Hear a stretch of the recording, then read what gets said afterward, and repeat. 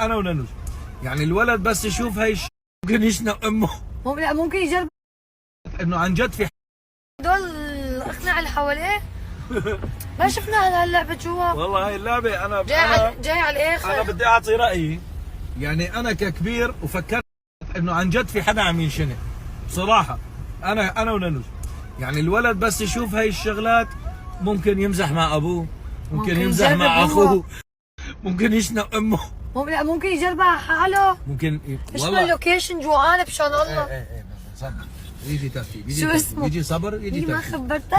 ما يجي صبر ما يجي ترتيب. ما في صبر. جوعانين. مو انتوا جوعانين ماما؟ جوعانين. شو اسمه؟ ما خبرتك اخر لعبه ريتشو انشغل اجى على السياره. فبنرجع لموضوع هاي. انا اطالب ريتشو بوجهه نظره ان هذا الشيء غلط. شو 38 لا عم يمزح معي، فرقت معي 10 دقائق اللوكيشن. لا ما لسه ما حركنا طيبه قلبنا لسه يا ابني.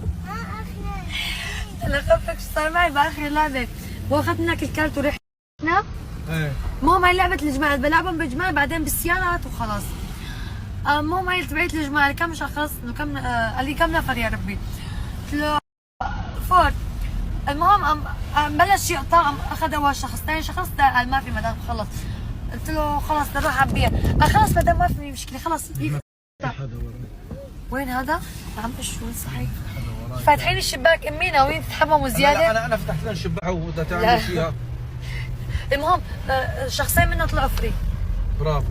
خلينا نفكر عجل شو بتسوي حتى لا واخيرا اوكي مو اوكي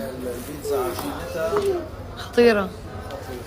دول عرايس السلطه هون. يلا طلب البيتزا مع اختكم. يلا شوف نحن كمان.